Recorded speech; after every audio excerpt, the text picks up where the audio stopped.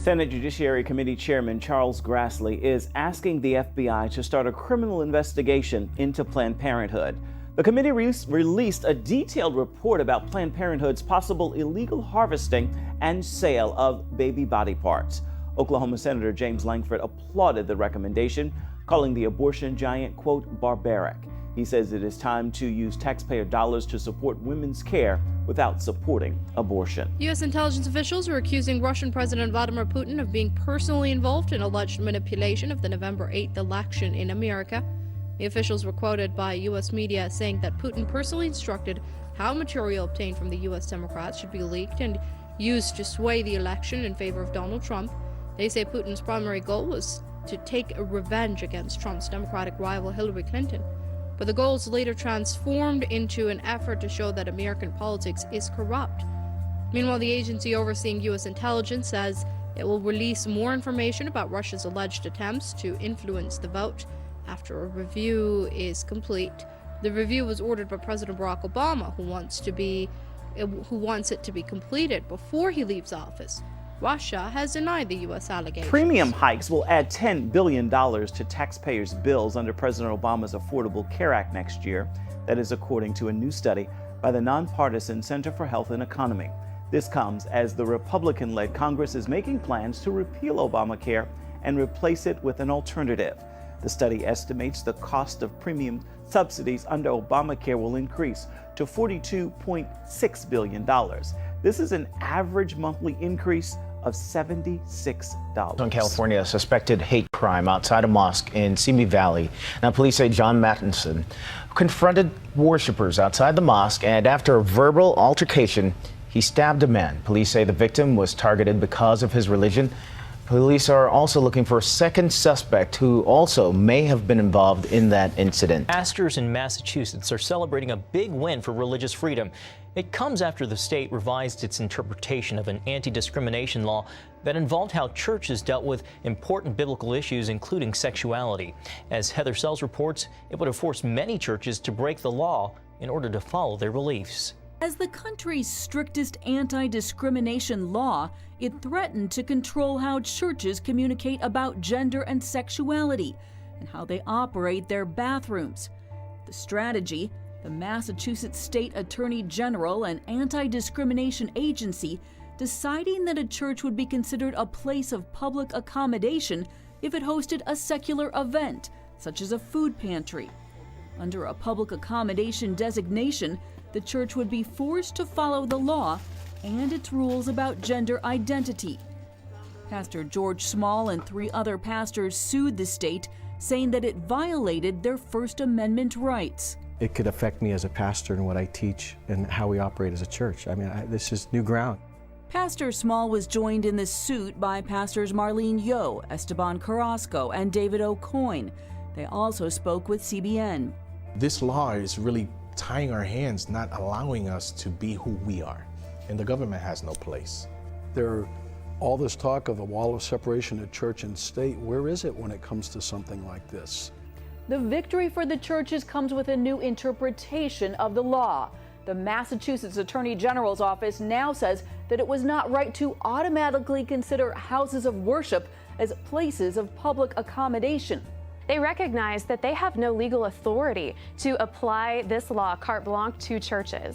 The pastor's attorney says they are overjoyed by the state's decision and are dropping their lawsuit. It's a great day in the state of Massachusetts when both the Commission and the Attorney General recognize the freedom of every church to operate consistently with its faith. The Attorney General's office even credited the pastors for taking on the state, noting, quote, "Your lawsuit caused us to focus on these issues and to make this revision." Now there's a growing precedent that churches should not be considered places of public accommodation when it comes to LGBT laws. In Iowa this fall, a federal court shut down a similar attempt to classify churches. It's an excellent sign that the Massachusetts Commission and Attorney General have likewise backpedaled and said, look, we admit that the First Amendment protects the freedom of churches to operate consistently with their faith. Holcomb notes that the Massachusetts win would not have happened without these 4 pastors and their willingness to take a stand. Both the Massachusetts and Iowa victories should serve at the least as a warning to any other state trying to use LGBT laws to control churches. Bombshell, sacrificing children to the state of California, SB 18. Watch out for the big money behind this operation. It's The Secret, a bill introduced by the notorious Richard Pan, the mover and shaker behind the mandatory vaccination law in California. This new one, SB 18, is a grab bag of generalities, basically giving over care of the children to the state.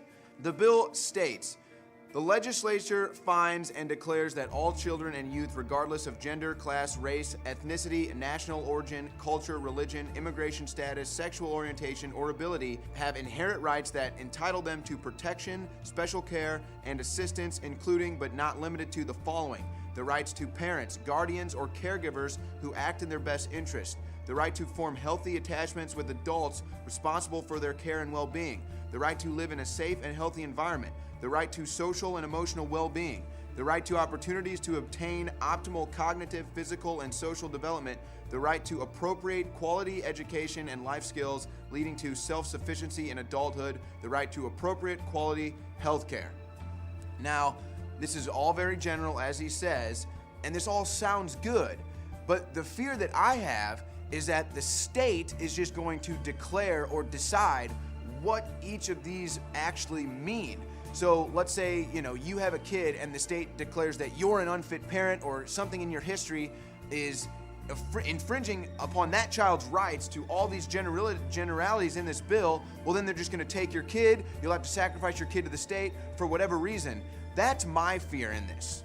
SB 18 is also an invitation to immigrants anywhere in the world who can get to California with their children or will give birth to children after arriving.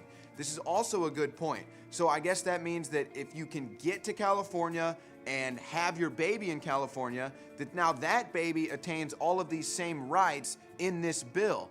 This is something that a lot of people are talking about. Should we be more concerned about veterans of this army, of our army? Should we be more concerned about homeless people in this country, American babies, or just any baby around the world? Should they get the tax dollar of the people in California to have their children? SB 18, a group is referred to, the Peninsula Partnership Leadership Council. The Peninsula Partnership is a group organized within the San Mateo County Office of Education. The PPLC is composed of San Mateo County Superintendent of Schools, the County Board of Supervisors, and the Silicon Valley Community Foundation. And this is the one that has John Rappaport all fired up. The Silicon Valley Community Foundation makes up of Alexa Pharmaceuticals, Microsoft, PepsiCo, Cisco, Hewlett-Packard, Dell, Symantec, Unilever, which is one of the mass producers of all types of products all over the world, has their hands all over this. Plus something called the SV2 Silicon Valley Venture Fund. So this is where we get into some of the money behind these operations. This is how some of this stuff comes about. So now the state of California has this bill, and they can declare all of these rights that a child has. So that means now they have to support that child and all those rights with all of these new products, all of these new healthcare products that, I wonder who's gonna be providing them. Probably the Alexa Pharmaceutical Company. Maybe some of this food is provided for by PepsiCo. And that's where you start to mix business and state, and you have to wonder what is the true motive behind these things. So again, I just leave this to you. John Rappaport is all freaked out about this. You can go on and read the article. He's talking about how this is a bigger part of the technocracy and the planned society, but I leave that up to you. But it's important that we understand how these bills are passed, what the wording means, and what is behind it, and then what that means to your rights as far as the state telling you what you can do with your child. This is where we fight, and they shield voice.